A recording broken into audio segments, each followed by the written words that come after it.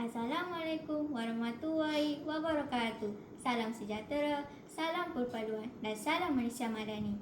Yang bersua Tuan Pengerusi Majlis, Barisan Hakim yang adil lagi bijaksana, guru-guru yang dihormati serta rakan-rakan yang saya kasihi sekalian. Berdirinya saya pada hari yang penuh bermakna ini untuk menyampaikan pidato yang bertajuk kepentingan mengamalkan rukun negara yang ketiga, iaitu keluhuran perlembagaan. Hadirin yang saya hormati, setiap negara yang berjaya berdiri teguh pasti mempunyai asas yang kukuh. Rumah tidak akan teguh tanpa tiang, pokok tidak akan subur tanpa akar. Dari sesebuah negara tidak akan aman tanpa undang-undang yang dihormati. Begitu jugalah dengan Malaysia. Negara kita berdiri atas landasan perlembagaan, persekutuan yang menjadi undang-undang yang tertinggi negara.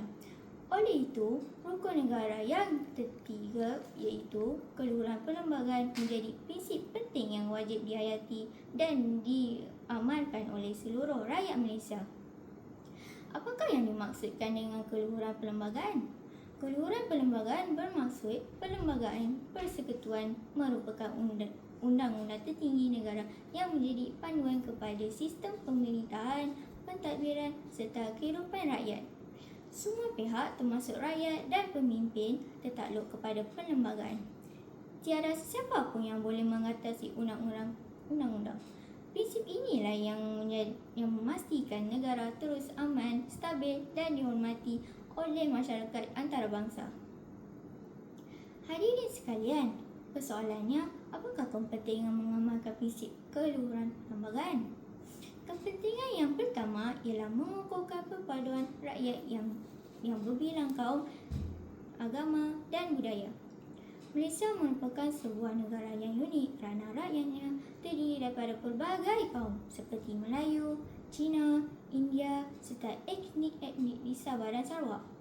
Walaupun berbeza bahasa, budaya dan kepercayaan, kita masih mampu hidup bersama dalam suasana aman.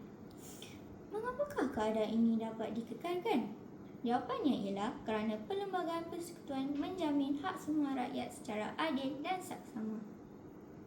Perlembagaan memberikan kebebasan kepada rakyat untuk mengamalkan agama masing-masing, mengekalkan adat Islam serta menikmati hak sebagai warga negara tanpa diskriminasi.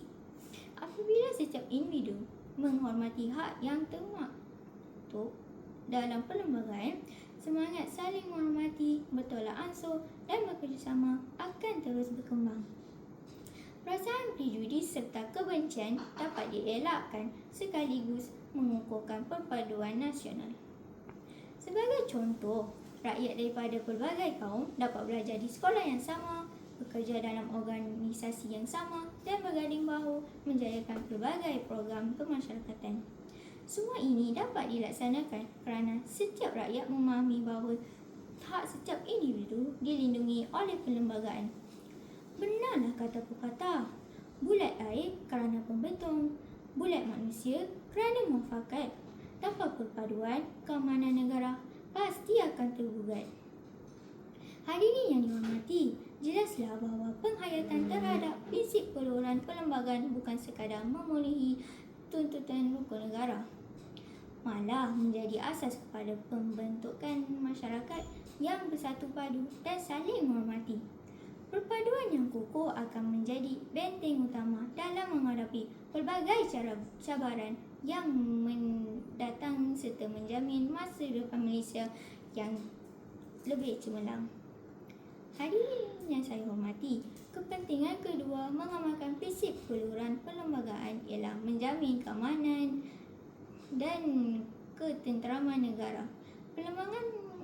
Perlembagaan persekutuan menjadi asas kepada sistem perundangan negara yang mengawal tingkah laku rakyat agar sentiasa mematuhi undang-undang.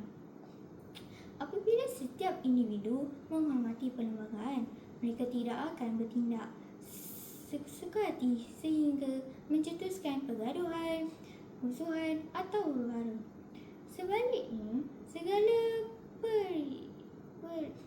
periktirafan akan diasaskan melalui saluran undang-undang yang betul.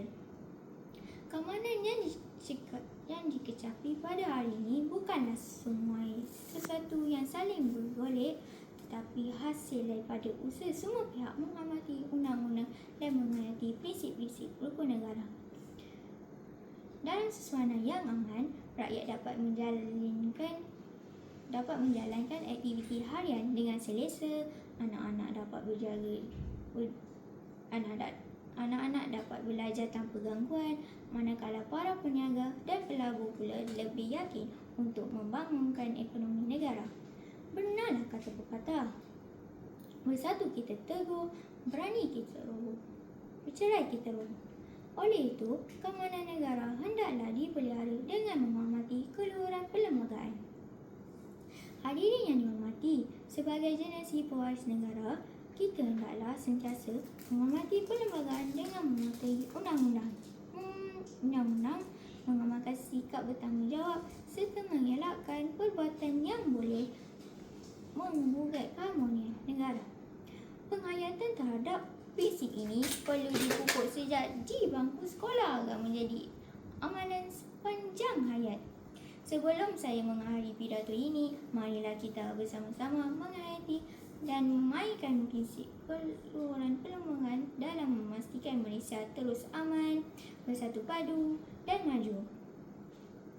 Ingatlah, perlembagaan dihormati, perpaduan diperkukuh, negara terus gemilang. Sekian, wabillahi taufiq wa hidayah. Wassalamualaikum warahmatullahi wabarakatuh. Terima kasih.